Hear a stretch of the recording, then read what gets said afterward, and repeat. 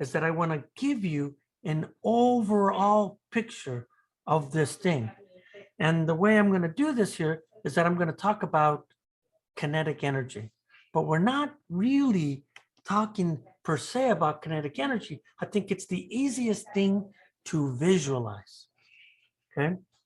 So what I want to do here is that I want to visualize the work energy theorem with kinetic energy. So this is the first thing that I want to do. So I want you to get a picture of the overall view of the work energy theorem. So what we're going to do here is that one of the things that I said already is I said that work is not ever lost, but it's transferred. So work never disappears, but reappears as energy. Okay. So what we find here is that there is work done to change the motion of an object is kinetic energy. Okay, so let's be careful here. If I want to change the motion of an object, that change in motion is work, but what you find here, that's how we relate kinetic energy. Ooh, I made a mistake here. The change of motion of an object is what? The change in kinetic energy. So when I say change in motion, I mean change in kinetic energy. So if I change the motion of an object, like speeding it up, then it's the work that made that car speed up. So our language then says this here. It says that kinetic energy is, let me be careful here. No, I should say that kinetic energy is the stored work, the work that was put in, the work that was put in does not disappear. And you can see that I keep repeating this because it's a hard conceptual thing here. So now, here we go. Then I'm going to start off with this question here.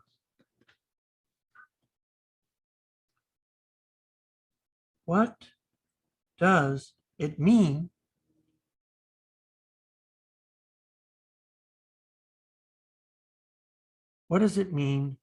when kinetic energy is stored as work? And I think we need to start a picture here. So what we want to do here is that suppose somebody needs a jump start, right? So suppose one pushes a car for a jump start. So what I imagine here is that I have a car.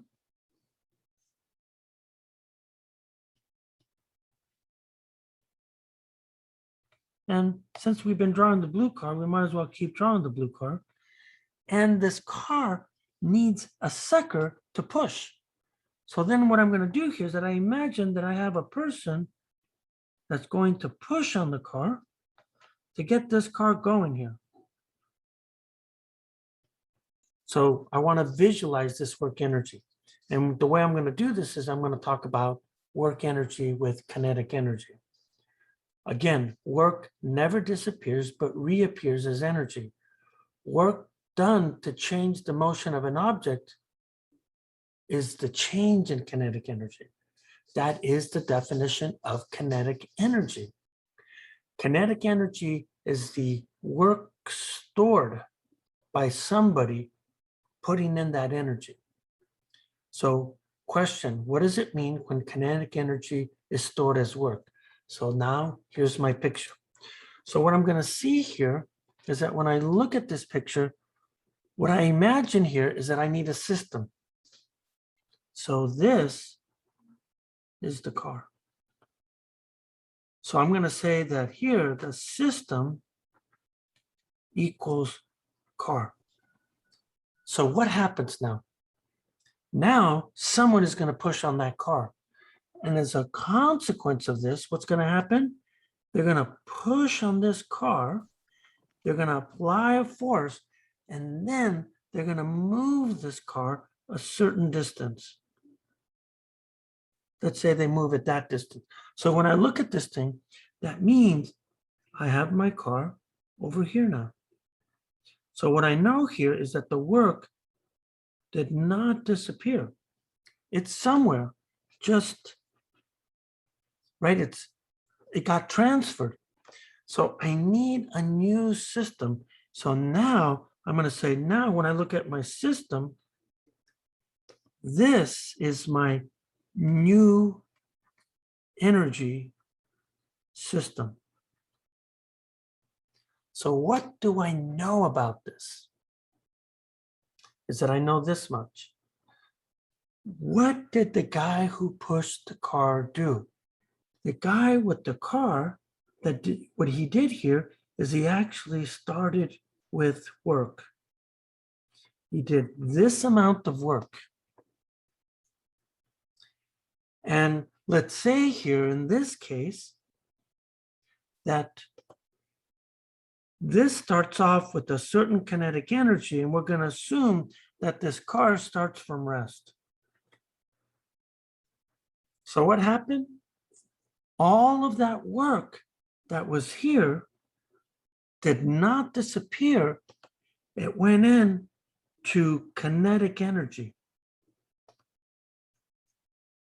So what you're seeing here is that this is the new energy of the system here. And note, the amount of work is exactly the amount of kinetic energy. Okay, so what we say here is that, how do I say this? The worker, no, maybe the work done by the pusher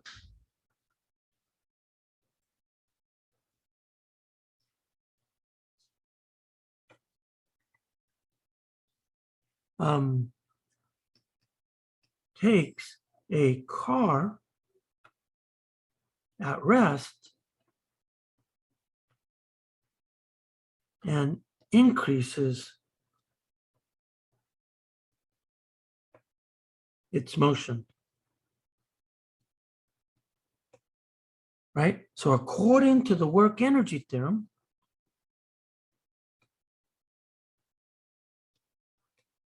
what does the work energy theorem tell us? Well, the work of the pusher, maybe I should do this. The work done by the pusher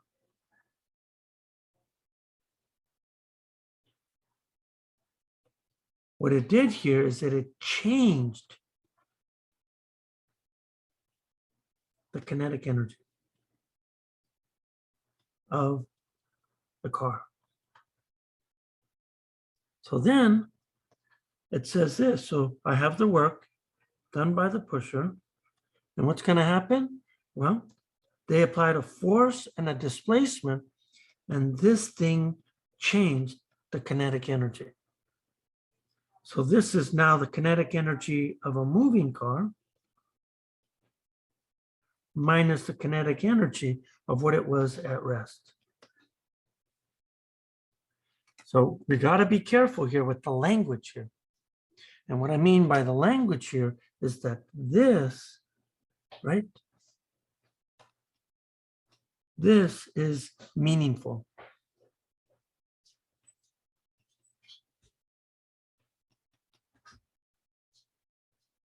And that's what we mean by stored work. you could see here, does not disappear. Right? Right, and here, what we say here is that reappears here. That's what the work energy theorem says right there. So the key thing here is this. Okay, the key thing here is that, remember,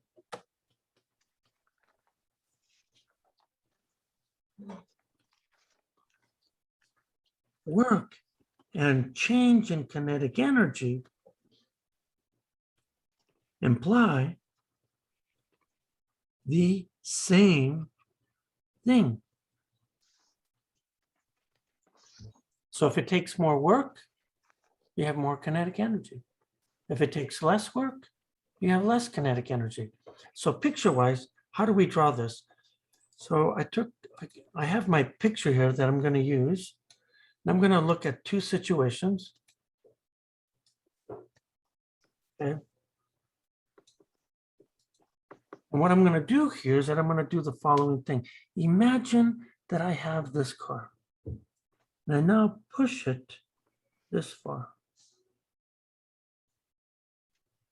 Right? So I've pushed this car that far right there. And what we're going to see here is that I want to calculate, what does the work tell me here? Well, the work says if this car starts off at rest, this car starts off at rest.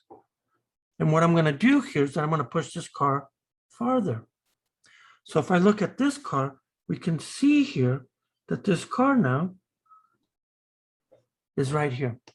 Now, what do I know about these cars? Well, this car gets pushed with the force of F, just like this. This car gets pushed with exactly the same force. But what's the big difference here? The big difference here is that this is a small distance, right? So in this case, as this thing is moving, we would expect here that if I push this other car a bigger distance, we would expect that this car, when it moves, when it gets to here, it's going to have a small v because it's moving slower compared to this car, which has a high v, which is moving faster. So when I compare these two pictures, what does the work energy say? The fact that we did less work here, the fact that we did more work here, so then if I look at the work, I did less work. That means there's less work stored in the motion. But what do we call this work? So in this case, we look at this force and we look at that force and we say that's exactly the same. But this one has a little d, this one has a big D. So when I look at this work is going to be this big, but this work is going to be that big. So less motion stored in the motion. What's our language when we do that? We call this what? We call this the change in kinetic energy. So that had a smaller change. So when I look at this, less stored work really means smaller kinetic energy. Now, if I look at this guy here, if I do more work, then that means I have more work stored. Of course, in the motion.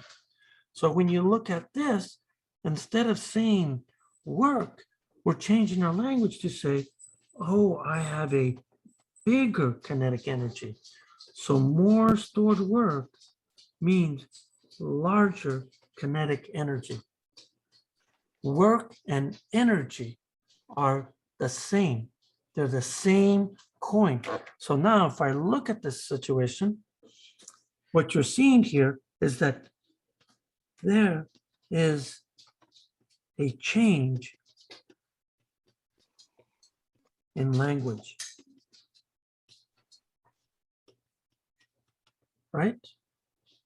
From work to energy. In this case, it's kinetic energy. So a small amount of work implies a small kinetic energy, right? So a small amount of work. Now we write this as what? Small change in kinetic energy. But now if I have a large amount of work, so in this case, I did more work. Now I have a large change in kinetic energy. I'm switching language. Same thing, but I'm just switching language. So now let's go define. So the definition of kinetic energy is as follows. It's the work or the stored work of a moving object. You know what? I find, N given as kinetic energy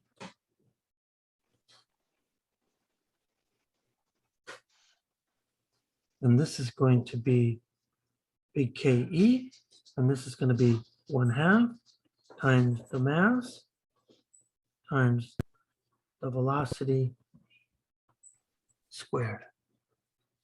So this is our definition of kinetic energy.